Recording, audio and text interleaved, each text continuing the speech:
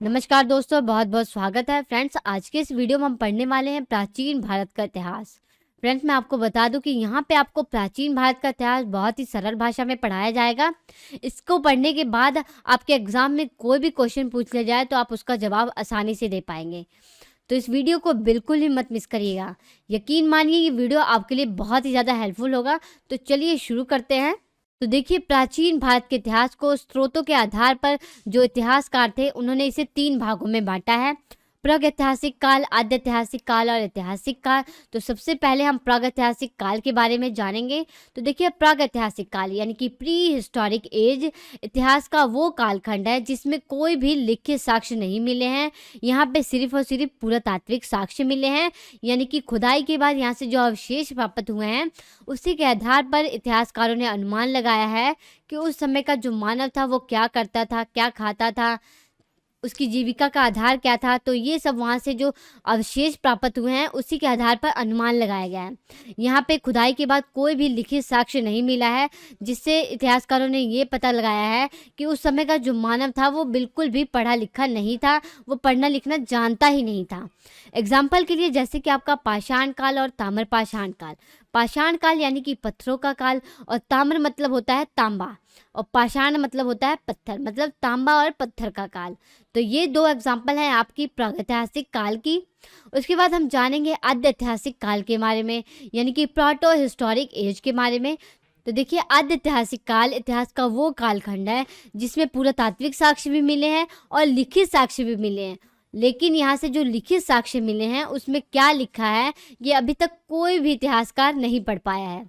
ठीक है, एग्जाम्पल के लिए जैसे कि हड़प्पा सभ्यता या फिर कहे सिंधु घाटी की जो सभ्यता है ये आपका आद्य ऐतिहासिक काल में आता है, क्योंकि यहाँ से लिखित साक्ष्य तो मिले हैं, उसमें क्या लिखा है मानव ने ये अभी तक कोई भी इतिहासकार नहीं पढ़ पाया है। एक टाइप से आप कह सकते हैं चित्रात्मक लिपि लिखी हुई है उन्होंने, जिसे अभी तक कोई भी इतिहासकार नहीं पढ़ पाया है। जब इसे पढ़ लिया जाएगा तो ये आपका जो हड़प्पा सभ्यता या सिंधु घाटी की सभ्यता है ये आपका ऐतिहासिक काल में आ जाएगा। ठीक है, उसके बाद हम जानेंगे ऐतिहासिक काल के बारे में। तो देखिए, यहाँ पे पुरातात्विक साक्ष्य भी मिले हैं और लिखित साक्ष्य भी मिले हैं।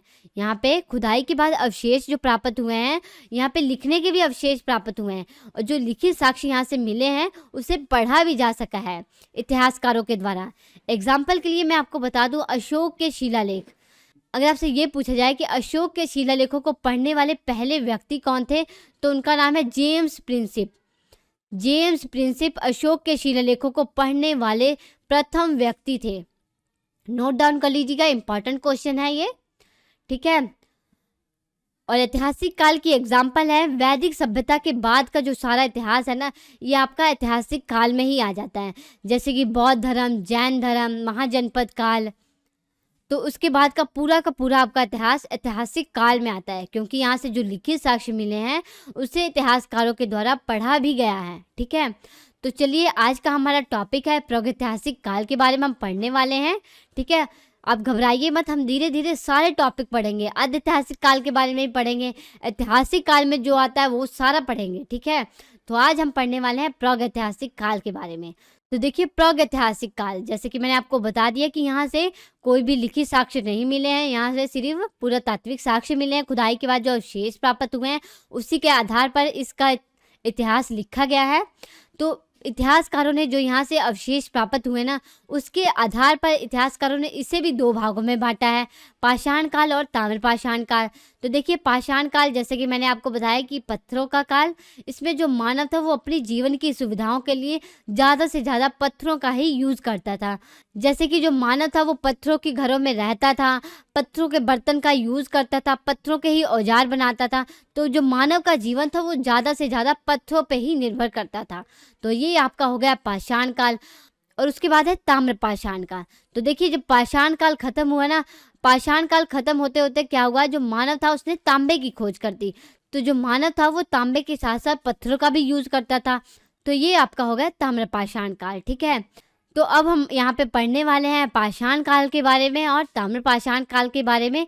इसे पढ़ने से पहले आपको प्रागैतिहासिक काल के कुछ इंपॉर्टेंट फैक्ट मालूम होने चाहिए। जैसे कि मैं आपको बता दूं, अगर आपसे ये पूछा जाए कि भारतीय प्रागैतिहास का पिता किसे कहा जाता है, तो उनका नाम है रॉबर्ट ब्रूसफुट। रॉबर्ट ब्रूसफुट, ये जो आपको पिक्चर में दिखाई दे रहे हैं ना, ये है रॉबर्ट ब्रूसफुट। इन्हें भारतीय प्रागैतिहासिक का पिता कहा जाता है। अगर आपसे ये पूछा जाए कि रॉबर्ट ब्रूसफुट कौन थे, तो ये एक भूवैज्ञानिक और इतिहासकार थे। ठीक है, ये एक भूवैज्ञानिक और इतिहासकार थे जिन्हें भारतीय प्रागैतिहासिक का पिता कहा जाता है। आपके माइंड में क्वेश्चन नहीं आ रहा कि इन्हें भारतीय प्रागैतिहासिक का पिता क्यों कहा जाता है? क्योंकि जो रॉबर्ट ब्रूसफुट थे ना, ये पूरा पाषाण काल के उपकरण की खोज करने वाले पहले व्यक्ति थे। पूरा पाषाण काल के उपकरण की खोज करने वाले पहले व्यक्ति कौन थे ये पूछा जाए तो वो थे रॉबर्ट ब्रूसफुट। रॉबर्ट ब्रूसफुट पूरा पाषाण काल के उपकरण की खोज करने वाले पहले व्यक्ति थे। इन्होंने कब की थी पूरा पाषाण काल के उपकरण की खोज? तो 1863 ईस्वी में की थी। कब की थी? 1863 ईस्वी में की थी। कहाँ की थी ये भी पूछा जाता है, तो तमिलनाडु के पल्लवरम में की थी।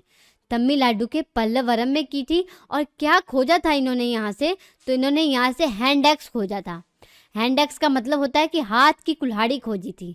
क्या खोजी थी? हाथ की कुल्हाड़ी यहाँ से इन्होंने खोजी थी, पत्थर की बनी हुई। ये जो आपको पिक्चर में दिखाई दे रही है ना, ये है हैंड एक्स, यानी कि हाथ की बनी हुई कुल्हाड़ी है ये पत्थर की, जिसे किसने खोजा था? रॉबर्ट ब्रूसफुट ने खोजा था। कब खोजा था? 1863 ईस्वी में खोजा था। कहाँ खोजा था? तो पल्लवरम में खोजा था, तमिलनाडु के। इसलिए इन्हें भारतीय प्रागैतिहासिक का पिता कहा जाता है। और दूसरा फैक्ट आपको मालूम होना चाहिए, अगर आपसे ये पूछ लिया जाए कि भारतीय पुरातत्व सर्वेक्षण का जनक किसे माना जाता है, यहाँ पे देखिए कंफ्यूज मत होइएगा। रॉबर्ट ब्रूसफोर्ड को भारतीय प्रागैतिहासिक का पिता कहा जाता है। और अब मैं आपसे क्वेश्चन पूछ रही हूँ कि भारतीय पुरातत्व सर्वेक्षण का जनक किसे माना जाता है, तो उनका नाम है अलेक्जेंडर कनिंघम। ये जो आपको पिक्चर में दिखाई दे रहे हैं ना, ये है अलेक्जेंडर कनिंघम। इन्हें भारतीय पुरातत्व सर्वेक्षण का जनक माना जाता है। ठीक है, यहाँ पे आपको भारतीय पुरातत्व सर्वेक्षण के बारे में कुछ इंपॉर्टेंट फैक्ट मालूम होना चाहिए कि इसकी स्थापना कब हुई थी। तो इसकी स्थापना 1861 ईस्वी में हुई थी। ठीक है, और इसका मुख्यालय कहाँ है? तो इसका मुख्यालय नई दिल्ली में है। अगर आपसे ये पूछ लिया जाए कि वर्तमान में भारतीय पुरातत्व सर्वेक्षण के डायरेक्टर जनरल कौन है, यानी कि महानिर्देशक कौन है, तो उनका नाम है वी विद्यावती। वी विद्यावती वर्तमान में भारतीय पुरातत्व सर्वेक्षण के डायरेक्टर जनरल है, यानी कि महानिर्देशक है। तो ये इंपॉर्टेंट फैक्ट थे जो कि आपको मालूम होने चाहिए। ये अक्सर एग्जाम में पूछ लिए जाते हैं, नोट डाउन कर लीजिएगा। तो चलिए अब हम स्टार्ट करने वाले हैं पाषाण काल के बारे में। आपको तो पता ही लग गया पाषाण काल क्या है, यानी कि पत्थरों का काल, जिसमें मानव ज़्यादा से ज़्यादा पत्थरों का ही यूज़ करता था। तो देखिए पाषाण काल से जो उपकरण पाए गए हैं, यानी कि जो यहाँ से पुरातात्विक साक्ष्य पाए गए हैं ना, उसके आधार पर भी इतिहासकारों ने इसे 3 भागों में बांटा है। पूरा पाषाण काल, मध्य पाषाण काल और नवपाषाण काल। पूरा पाषाण काल, इसका जो टाइम पीरियड था ना, ये 25 लाख ईसा पूर्व से लेकर 10,000 ईसा पूर्व था। इसका जो टाइम पीरियड था वो 25 लाख ईसा पूर्व से लेकर 10,000 ईसा पूर्व था, यानी कि बहुत ही ज़्यादा लंबा टाइम था। ठीक है, यहाँ पे भी इतिहासकारों ने पूरा पाषाण काल को भी 3 भागों में बांटा है। निम्न पूरा पाषाण काल, मध्य पूरा पाषाण काल और उच्च पूरा पाषाण काल। पूरा पाषाण काल के जो उपकरण थे उसके आधार पर इतिहासकारों ने इसे भी 3 भागों में बांट दिया है। कंफ्यूज मत होइएगा। पहले तो हमारे पूरे के पूरे इतिहास को 3 भागों में बांटा गया, प्रागैतिहासिक काल, आद्य इतिहास काल और ऐतिहासिक काल। ठीक है, उसके बाद हम पढ़ रहे थे प्रागैतिहासिक काल, उसे भी इतिहासकारों ने 2 भागों में बांटा है, पाषाण काल और ताम्रपाषाण काल। ठीक है, अब हम पढ़ रहे हैं पाषाण काल के बारे में। तो यहाँ से भी जो साक्ष्य मिले हैं, यानी कि पुरातात्विक जो साक्ष्य मिले हैं, उसके आधार पर भी इतिहासकारों ने इसे 3 भागों में बांटा है, पूरा पाषाण काल, मध्य पाषाण काल और नवपाषाण काल। और जो पूरा पाषाण काल था ना, इसका जो टाइम पीरियड था ये बहुत ही ज़्यादा लंबा टाइम पीरियड था। यहाँ से जो उपकरण पाए गए ना, वो भी अलग अलग प्रकार के पाए गए हैं। तो इतिहासकारों ने इसे भी 3 भागों में बांट दिया। इतिहासकारों ने कहा कि जो मानव था वो धीरे धीरे विकास कर रहा था, तो वो नई नई चीज़ों की खोज कर रहा था। तो उसी के आधार पर पूरा पाषाण काल को भी 3 भागों में बांटा गया, निम्न पूरा पाषाण काल, मध्य पूरा पाषाण काल और उच्च पूरा पाषाण काल। कन्फ्यूज मत होइएगा, बिल्कुल भी मत कन्फ्यूज होइएगा, इसलिए मैंने रिपीट कर दिया ताकि आपको कोई भी कन्फ्यूज़न ना हो। ठीक है, तो चलिए हम पहले पढ़ेंगे पूरा पाषाण काल के बारे में। देखिए पूरा पाषाण काल जो हम पढ़ने वाले हैं, इसके जो पार्ट है ना, ये हम नहीं पढ़ेंगे, क्योंकि जो हम पढ़ने वाले हैं वो सब आपका पूरा पाषाण काल के बारे में ही आ जाएगा। उसमें आपका निम्न पूरा पाषाण काल भी आ जाएगा, उच्च पूरा पाषाण काल भी आ जाएगा और मध्य पूरा पाषाण काल भी आ जाएगा। तो ये सारा आपका पूरा पाषाण काल में ही आता है। तो चलिए शुरू करते हैं पूरा पाषाण काल। तो देखिए पूरा पाषाण काल, फ्रेंड्स मैं आपको बता दूं, जो पूरा पाषाण काल है, मध्य पाषाण काल और नव पाषाण काल है ना, इसमें सिर्फ और सिर्फ आपको 5 पॉइंट याद करने हैं। ये 5 पॉइंट अगर आप याद कर लेंगे ना, यहाँ से आपको कोई भी क्वेश्चन अगर बन के आ जाए तो आप उसका जवाब आसानी से दे पाएंगे। पहले तो आपको पूरा पाषाण काल या मध्य पाषाण काल है या नव पाषाण काल है, इसका टाइम पीरियड मालूम होना चाहिए। दूसरा आपको मालूम होना चाहिए कि जीविका का मुख्य आधार क्या था, यानी कि जो उस समय का मानव था वो जीने के लिए क्या क्या करता था, ये मालूम होना चाहिए। तीसरा पॉइंट आपको मालूम होना चाहिए कि मानव ने इस समय खोज कौन सी की थी, ठीक है। और चौथा पॉइंट आपको ये मालूम होना चाहिए कि उस समय औजार किस टाइप के बनाए जाते थे। और पांचवा पॉइंट आपको मालूम होना चाहिए जो पाषाण काल या मध्य पाषाण काल या नव पाषाण काल के जो महत्वपूर्ण स्थल हैं, ये कहाँ से खोजे गए हैं और क्या क्या यहाँ से खोजा गया, ये मालूम होना चाहिए। तो पूरा पाषाण काल, मध्य पाषाण काल और नव पाषाण काल में सिर्फ और सिर्फ आपको ये 5 पॉइंट ही याद रखने हैं। यहीं से आपके सारे क्वेश्चन कवर हो जाएंगे। ध्यान से देखिएगा इस वीडियो को, ठीक है। बिल्कुल भी मत मिस करिएगा इस वीडियो को। अच्छा लगेगा वीडियो तो लाइक ज़रूर करिएगा और कमेंट करके ज़रूर बताइएगा कि आपको ये वीडियो कैसा लगा। तो चलिए शुरू करते हैं पूरा पाषाण काल। तो मेनली आपको, जैसा कि मैंने आपको बताया, पहला पॉइंट आपको मालूम होना चाहिए कि पूरा पाषाण काल का टाइम पीरियड क्या था। तो पूरा पाषाण काल का जो टाइम पीरियड था वो 25 लाख बीसी से 10,000 बीसी था, ठीक है। बीसी का मतलब होता है ईसा पूर्व, 25 लाख ईसा पूर्व से 10,000 ईसा पूर्व, और एडी का मतलब होता है ईस्वी। कंफ्यूज मत होइएगा, बीसी का मतलब होता है ईसा पूर्व और एडी का मतलब होता है ईस्वी। नोट डाउन कर लीजिएगा, ठीक है। और दूसरा पॉइंट आपको, जैसा कि मैंने आपको बताया था कि यहाँ पे आपको मालूम होना चाहिए कि पूरा पाषाण काल के जो मानव थे, इनकी जीविका का मुख्य आधार क्या था, ये जीने के लिए क्या क्या करते थे। तो जो पूरा पाषाण काल के जो मानव थे वो जीने के लिए शिकार करते थे, यानी कि अखेटक थे। अखेटक का मतलब होता है शिकार करते थे, ठीक है। खाद्य संग्राहक थे। खाद्य संग्राहक मतलब कि वो अपने भोजन की तलाश में एक स्थान से दूसरे स्थान पर जाते थे। मतलब कि जो मानव थे वो अस्थायी जीवन व्यतीत करते थे, वो कहीं भी एक जगह पे टिक के नहीं रहते थे, वो भोजन की तलाश में एक स्थान से दूसरे स्थान पर जाते थे। एग्जाम्पल के लिए जैसे कि मैं आपको बता दूं, जो मानव थे वो किसी जंगल में जाते थे, वहाँ पे वो पशुओं को मार कर खाते थे। जब वहाँ पे पशुओं की जो मात्रा थी वो कम हो जाती थी तो ये किसी दूसरी जगह पे चले जाते थे, ठीक है। तो इसलिए जो मानव थे वो अपने भोजन की तलाश में एक स्थान से दूसरे स्थान पर जाते थे।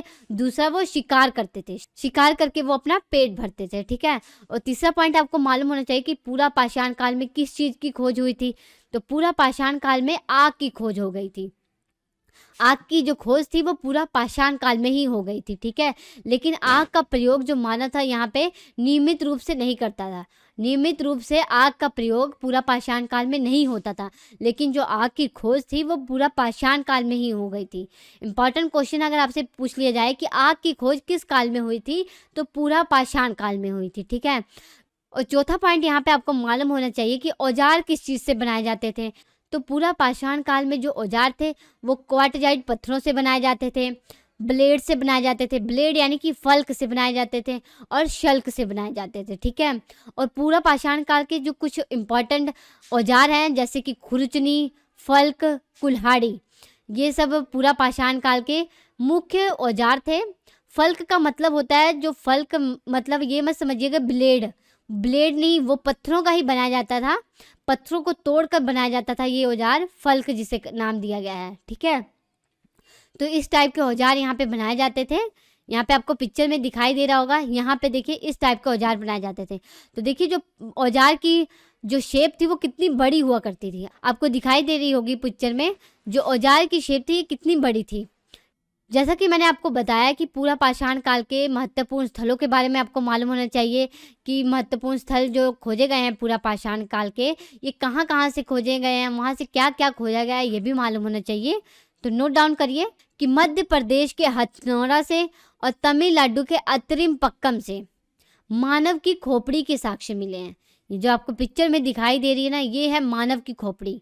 इसके साक्ष्य कहाँ से मिले हैं? मध्य प्रदेश के हथनौरा से और तमिलनाडु के अत्रिम पक्कम से मिले हैं। नोट डाउन कर लीजिए, एग्जाम में अक्सर पूछा गया है ये क्वेश्चन कि मानव की खोपड़ी के साक्ष्य कहाँ से मिले हैं। बहुत ही ज़्यादा इंपॉर्टेंट है, तो नोट डाउन करिए। और दूसरा, यहाँ से किस स्थल की खोज हुई है? तो यहाँ से भीमबेटका की गुफाओं पर प्राचीनतम चित्रकारी के साक्ष्य मिले हैं। जो प्राचीनतम चित्रकारी के साक्ष्य मिले हैं ना, वो सिर्फ पूरा पाषाण काल के ही नहीं मिले हैं, वो नवपाषाण काल के भी मिले हैं और मध्य पाषाण काल के भी मिले हैं। यानी कि तीनों काल के जो प्राचीनतम चित्रकारी के साक्ष्य हैं वो भीमबेटका की गुफाओं पे ही मिले हैं। इस टाइप की चित्रकारी की थी मानव ने, आप देख पा रहे होंगे पिक्चर में। देखिए, बारहसिंगा बना हुआ है, हिरण बना हुआ है, घोड़ा बना हुआ है, हाथी बना हुआ है। तो इस टाइप की चित्रकारी की थी उस समय के मानव ने। ठीक है, भीमबेटका की गुफाएं ये कहाँ है? तो ये मध्य प्रदेश में है। कहाँ पे है? मध्य प्रदेश में है। यहाँ पे आपको मालूम होना चाहिए कि जो भीमबेटका की गुफाएं है ना, इसे यूनेस्को के द्वारा विश्व धरोहर स्थल घोषित किया गया है। यूनेस्को के द्वारा भीमबेटका की गुफाओं को विश्व धरोहर स्थल घोषित किया गया है। यूनेस्को की फुल फॉर्म नोट डाउन कर लीजिए। इसकी फुल फॉर्म है United Nation Educational, Scientific and Cultural Organization. इसलिए आपको बताई गई हैं क्योंकि अक्सर एग्जाम में यूनेस्को की फुल फॉर्म पूछ ली जाती है, तो इम्पॉर्टेंट है आपके लिए, नोट डाउन कर लीजिएगा। ठीक है, यहाँ पे देखिए क्वेश्चन बनना है ना, अगर आपसे ये पूछा जाए कि तीनों काल के प्राचीनतम चित्रकारी के साक्ष्य कहाँ से मिले हैं, तो भीमबेटका की गुफाओं पे मिले हैं। नोट डाउन कर लीजिएगा, ये भी इंपॉर्टेंट पॉइंट है। ठीक है, और तीसरा, यहाँ से कौन सा महत्वपूर्ण स्थल खोजा गया है? तो मिर्जापुर जिले से औजार पाए गए हैं। मिर्जापुर जिले से तीनों काल के, पूरा पाषाण काल, मध्य पाषाण काल और नव पाषाण काल के जो औजार हैं वो मिर्जापुर जिले से पाए गए हैं। मिर्जापुर जिला ये कहाँ है? तो ये उत्तर प्रदेश में है। नोट डाउन कर लीजिएगा, ये भी इंपॉर्टेंट है। तीनों काल के जो औजार हैं वो यहाँ पे पाए गए हैं मिर्जापुर जिले से। ठीक है, तो अब हम पढ़ेंगे मध्य पाषाण काल के बारे में। तो देखिए, मध्य पाषाण काल, अगर आपसे ये पूछा जाए कि मध्य पाषाण काल के स्थलों की खोज का श्रेय किसे जाता है, तो उनका नाम है C.L. कार्लाइल। C.L. कार्लाइल को मध्य पाषाण काल के स्थलों की खोज का श्रेय जाता है। इन्होंने कब की थी मध्य पाषाण काल के स्थलों की खोज? तो 1867 ईस्वी में की थी। नोट डाउन कर लीजिएगा, इंपॉर्टेंट है। C.L. कार्लाइल को मध्य पाषाण काल के स्थल की खोज का श्रेय जाता है और इन्होंने कब की थी खोज? तो 1867 ईस्वी में की थी। यही 5 पॉइंट आपको मध्य पाषाण काल में भी नोट करना है कि इसका टाइम पीरियड क्या था। तो इसका जो टाइम पीरियड था मध्य पाषाण काल का, वो 10,000 ईसा पूर्व से लेकर 4,000 ईसा पूर्व था। और दूसरा पॉइंट आपको मालूम होना चाहिए कि मध्य पाषाण काल के जो मानव थे, इनकी जीविका का आधार क्या था, जीने के लिए ये क्या क्या करते थे। तो देखिए, ये अखेटक तो थे ही, यानी कि शिकार तो करते ही थे। दूसरा, ये अपने भोजन की तलाश में एक जगह से दूसरी जगह भी जाते थे। तीसरा, ये क्या करते थे? ये मछली पकड़ते थे, मछली भी पकड़ना इनका पेशा था। और चौथा, ये क्या करते थे? पशुओं को पालने में लग गए थे। पशुओं को पालने की जो प्रक्रिया थी ना, वो मध्य पाषाण काल में ही शुरू हो गई थी। मेन पॉइंट इसमें क्या हुआ? मध्य पाषाण काल में पशुओं को पालने की प्रक्रिया शुरू हो गई थी। अगर आपसे ये पूछा जाए कि मानव के द्वारा पाला गया पहला पालतू जानवर कौन सा था, तो कुत्ता। कुत्ता मानव के द्वारा पाला गया पहला पालतू जानवर था। नोट डाउन कर लीजिएगा, इंपॉर्टेंट क्वेश्चन है ये। ठीक है, और यहाँ पे तीसरा पॉइंट आपको मालूम होना चाहिए कि मध्य पाषाण काल में किस चीज़ की खोज हुई थी। तो मध्य पाषाण काल में देखिए, आग का जो प्रयोग था ना, ये नियमित रूप से होने लग गया था। आग की खोज तो पूरा पाषाण काल में हुई थी, लेकिन वहाँ पे आग का प्रयोग नियमित रूप से नहीं करते थे मानव। यहाँ पे मध्य पाषाण काल के जो मानव थे ना, वो आग का प्रयोग नियमित रूप से करने लग गए थे। ठीक है, और चौथा पॉइंट आपको मालूम होना चाहिए कि यहाँ पे किस चीज़ के औजार बनाए जाते थे। तो यहाँ पे जो मध्य पाषाण काल के जो औजार थे ना, वो माइक्रोलिथ पत्थरों के बनाए जाते थे। माइक्रोलिथ पत्थर कहें या फिर सूक्ष्म पाषाण, इस टाइप के बनाए जाते थे। माइक्रोलिथ पत्थर मतलब समझ रहे हैं, जो पत्थरों का आकार था ना, ये बहुत ही ज़्यादा छोटा कर दिया गया था। जैसे मानव धीरे धीरे विकास कर रहा है, उसी तरह उसका दिमाग भी तो विकास कर रहा है ना। पहले जो मानव था वो हथियार के लिए बड़े बड़े पत्थरों का यूज़ करता था। अब जो मानव मध्य पाषाण काल में जो मानव थे, ये हथियार जो बनाते थे ना, ये छोटे छोटे आकार के बनाने लग गए पत्थरों के। ये आपको पिक्चर में दिखाई दे रहा होगा, ये छोटे छोटे आकार के पत्थरों के औजार बनाने लग गए थे, जिसे माइक्रोलिथ पत्थर कहा जाता है। ठीक है, मध्य पाषाण काल जो था इसे माइक्रोलिथ काल भी कहा जाता है। नोट डाउन कर लीजिएगा, इंपॉर्टेंट है। यहाँ पे भी पांचवा पॉइंट आपको ये याद रखना कि मध्य पाषाण काल के महत्वपूर्ण स्थल कहाँ कहाँ से पाए गए हैं और वहाँ से क्या क्या पाएगा ये मालूम होना चाहिए। तो देखिए, पशुपालन के प्राचीनतम साक्ष्य कहाँ से मिले ये मालूम होना चाहिए। मेन देखिए, पशुओं को पालने की प्रक्रिया जो थी वो मध्य पाषाण काल में ही शुरू हुई थी। इसके प्राचीनतम साक्ष्य कहाँ से मिले हैं, तो मध्य प्रदेश के आदमगढ़ से मिले हैं और राजस्थान के भागौर से मिले हैं। राजस्थान के भागौर से और मध्य प्रदेश के आदमगढ़ से पशुपालन के प्राचीनतम साक्ष्य मिले हैं। भागौर कहाँ है, तो ये राजस्थान के भीलवाड़ा जिले में है। नोट डाउन कर लीजिएगा। और दूसरा यहाँ से किस चीज़ की खोज हुई है, तो यूपी के सराय नहराय से ना नर कंकाल के साक्ष्य मिले हैं। अगर ये पूछा जाए कि नर कंकाल के साक्ष्य कहाँ से प्राप्त हुए हैं, तो यूपी के सराय नहराय से मिले हैं। यहाँ से लगभग 37 नर कंकाल मिले हैं। 37 नर कंकाल यूपी के सराय नहराय से मिले हैं। नोट डाउन कर लीजिएगा, इंपॉर्टेंट क्वेश्चन है ये। ठीक है फ्रेंड्स, जो भी आपको बातें बताई जा रही हैं सब आपके एग्जाम के लिए इंपॉर्टेंट है। यहाँ पे आप कोई भी पॉइंट को मिस नहीं कर सकते हैं, सब आपके एग्जाम के लिए इंपॉर्टेंट है। इसलिए तो आपको ज़्यादा डिटेल में नहीं बताया जा रहा है, जो आपके एग्जाम में पूछा जाएगा बस वही बताया जा रहा है। अब हम पढ़ने वाले हैं नवपाषाण काल के बारे में, यानी कि नियोलिथिक एज के बारे में। तो इसका टाइम पीरियड कब से कब तक था, तो इसका टाइम पीरियड 10,000 BC से 1000 BC तक था। यहाँ पे आपके माइंड में आ रहा होगा कि मध्य पाषाण काल जो था वो भी 10,000 BC से स्टार्ट हो रहा था और जो नवपाषाण काल है ये भी 10,000 BC से स्टार्ट हो रहा है। यस, जो मध्य पाषाण काल है और जो नवपाषाण काल है ना, ये एक ही टाइम में चल रहे थे। नोट डाउन कर लीजिएगा, नवपाषाण काल और मध्य पाषाण काल ये एक ही टाइम में चल रहे थे। ठीक है। और दूसरा पॉइंट यहाँ पे आपको मालूम होना चाहिए कि नवपाषाण काल में जो मानव था उसकी जीविका का मुख्य आधार क्या था। तो देखिए, यहाँ पे जो नवपाषाण काल आते आते जो मानव की जीविका का मुख्य आधार था, यानी कि जो मानव था वो जीने के लिए क्या क्या करता था ना, वो यहाँ पे पूरी तरह से चेंज हो चुका था। मेन यहाँ पे क्या हुआ, जो मानव था वो कृषि करने लग गया था। दूसरा, वो क्या करता था, पशुओं को पालने लग गया था। तीसरा, जो मानव था वो क्या करता था, स्थायी जीवन व्यतीत करने लग गया था। देखिए, जब उन्हें कृषि करना है तो वो स्थायी जीवन तो व्यतीत करेंगे ही ना। ऐसा तो नहीं है आज यहाँ पे कृषि कर रहे हैं कल कहीं और कृषि कर लेंगे, ऐसा तो नहीं करेंगे। कृषि करने के लिए उन्हें एक जगह पे टिक के रहना पड़ेगा। तो यहाँ से क्या हुआ कि जो मानव था वो स्थायी जीवन व्यतीत करने लग गया, क्योंकि उसने कृषि स्टार्ट कर दी थी और पशुओं को पालने लग गया था। ठीक है।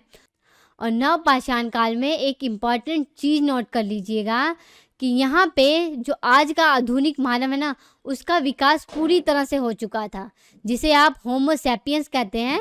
होमो सैपियंस का जो विकास था वो नवपाषाण काल में पूरी तरह से हो चुका था। ठीक है।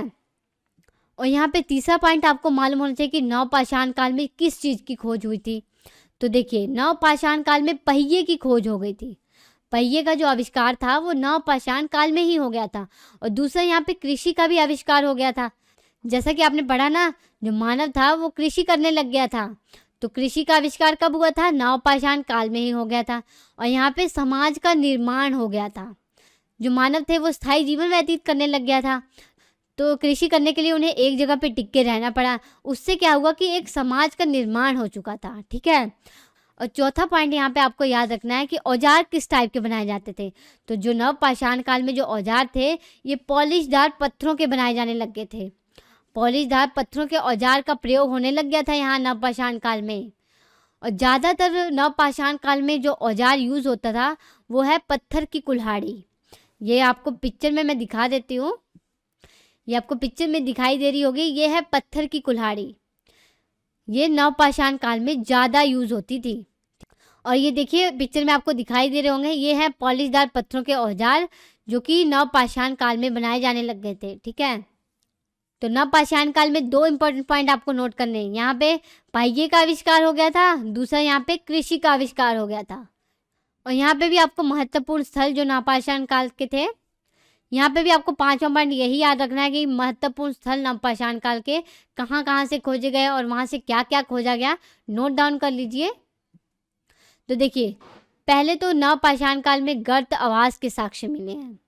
गर्त आवास मतलब गड्ढों वाले घर के साक्ष्य कहाँ से मिले हैं ये पूछा जाए तो जम्मू कश्मीर के बुर्ज होम से मिले हैं। बुर्ज होम से गर्त आवास के साक्ष्य मिले हैं। बुर्ज होम कहाँ है? तो ये जम्मू कश्मीर में है, ठीक है। और बुर्ज होम के बारे में एक इम्पॉर्टेंट नोट ये कर लीजिए कि भारत में सबसे ज़्यादा जो पाषाण काल के उपकरण की खोज है ना, वो बुर्ज होम से ही की गई है।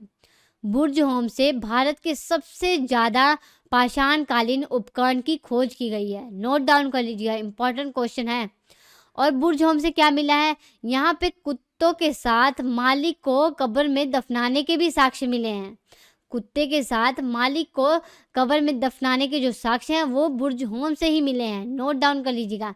ये भी क्वेश्चन पूछा गया है कि कुत्ते को मालिक के साथ दफनाने के जो साक्ष्य हैं वो कहाँ पे मिले हैं? तो बुर्ज होम में मिले हैं। अगर ये पूछा जाए गर्तवास के कहाँ से साक्ष्य मिले हैं, तो वो बुर्ज होम से मिले हैं। गड्ढों वाले घर के जो साक्ष्य हैं वो बुर्ज होम से मिले हैं। नोट डाउन कर लीजिएगा। ये आप पिक्चर में देख पा रहे हैं, ये है गड्ढे वाले घर। यहाँ ये जो साक्ष्य हैं ये बुर्ज होम से मिले हैं, जम्मू कश्मीर के। और यहाँ पे किस चीज़ की खोज की गई है? तो देखिए, जम्मू कश्मीर के गुम्फा कराल से हड्डियों के उपकरण की खोज की गई है। हड्डियों के बने औजार की जो खोज है वो जम्मू कश्मीर के गुम्फा कराल से मिली है। यहाँ से ये पता चलता है जो मानव था वो जानवरों की हड्डियों का यूज़ करता था, उससे वो हथियार बनाया करता था, ठीक है। और तीसरा, कृषि के जो प्राचीनतम साक्ष्य है ना, वो मेहरगढ़ से मिले हैं। पाकिस्तान के बलूचिस्तान में है ये मेहरगढ़। मेहरगढ़ कहाँ है? तो ये पाकिस्तान के बलूचिस्तान में है। यहाँ से क्या मिला है? कृषि की प्राचीनतम साक्ष्य मिले हैं। उसके बाद देखिए, यूपी के कोल्डीवा से चावल के सबसे प्राचीनतम साक्ष्य मिले हैं। चावल के सबसे प्राचीनतम साक्ष्य जो हैं वो यूपी के कोल्डीवा से मिले हैं। यहाँ पे एक इम्पॉर्टेंट नोट डाउन कर लीजिए। अगर आपसे ये पूछा जाए कि मानव के द्वारा उगाई जाने वाली पहली फसल कौन सी थी, तो वो जौ थी। जौ मानव के द्वारा उगाई जाने वाली पहली फसल थी। और दूसरी फसल कौन सी थी? तो गेहूं थी। गेहूं मानव के द्वारा उगाई जाने वाली दूसरी फसल थी। नोट डाउन कर लीजिएगा, ये क्वेश्चन एग्जाम में पूछा गया है। जैसे कि मैं आपको बार बार बता रही हूँ, जो भी मैं आपको बता रही हूँ ये सब आपके एग्जाम में पूछा गया है, ठीक है। और अगला पॉइंट नोट डाउन कर लीजिए कि सबसे पुराने मृदभांड जो है ना, उसके जो साक्ष्य हैं वो चौपानी मांडो से मिले हैं। विश्व के सबसे पुराने मृदभांड का मतलब होता है मिट्टी के बर्तनों के जो साक्ष्य हैं वही उत्तर प्रदेश के चौपानी मांडो से मिले हैं। मांडो से आप याद रख सकते हैं मृदभांड। अगर आपसे ये पूछा जाए कि हड्डियों के सर्वाधिक साक्ष्य कहाँ से मिले हैं, तो हड्डियों के जो सबसे ज़्यादा साक्ष्य हैं वो चिरांद से मिले हैं। चिरांद से हड्डियों के सबसे ज़्यादा साक्ष्य मिले हैं। चिरांद कहाँ है? तो ये बिहार के सारण जिले में है। बिहार के सारण जिले में है चिरांद, ठीक है। तो फ्रेंड्स, ये था आपका पाषाण काल, जिसमें आपने पूरा पाषाण काल के बारे में पढ़ा, मध्य पाषाण काल के बारे में पढ़ा और नवपाषाण काल के बारे में पढ़ा। अब लास्ट में हम पढ़ने वाले हैं कुछ इम्पॉर्टेंट नोट। कुछ मैंने इम्पॉर्टेंट बातें थी जो नोट बना के लिखी हुई हैं। वैसे तो मैंने आपको बता दी हैं सारी इम्पॉर्टेंट बातें, इसी इम्पॉर्टेंट बातों को कुछ मैंने नोट बना के लिखा हुआ है। चलिए वो इम्पॉर्टेंट नोट क्या है वो जान लेते हैं। तो देखिए, जैसे कि मैंने आपको बताया कि मानव के द्वारा उगाई जाने वाली पहली फसल जो थी वो जौ थी। नोट बना के लिख लीजिएगा, पहली फसल जौ थी और दूसरी फसल गेहूं थी, ठीक है। और दूसरा पॉइंट है, कृषि के जो प्रथम प्राचीनतम साक्ष्य है ना, वो मेहरगढ़ से मिले हैं। मेहरगढ़ बलूचिस्तान में है, पाकिस्तान के अंदर। कृषि के प्रथम प्राचीनतम साक्ष्य मेहरगढ़ से मिले हैं। नोट बना लीजिएगा, बहुत ही इंपॉर्टेंट बातें मैं आपको बता रही हूँ। और तीसरा पॉइंट ये भी मैं आपको बता चुकी हूँ कि मानव के द्वारा पाले जाने वाला सबसे पहला पालतू जानवर जो था वो कुत्ता था। कुत्ता मानव के द्वारा पाला जाने वाला सबसे पहला पालतू जानवर था, ठीक है। और चौथा नोट ये लिख लीजिए कि मानव के द्वारा प्रयोग की जाने वाली पहली धातु जो थी वो तांबा थी। तांबा मानव के द्वारा प्रयोग की जाने वाली पहली धातु थी। नोट डाउन कर लीजिएगा, ये भी क्वेश्चन एग्जाम में पूछा गया है कि मानव के द्वारा प्रयोग की जाने वाली पहली धातु कौन सी थी, तो वो तांबा थी।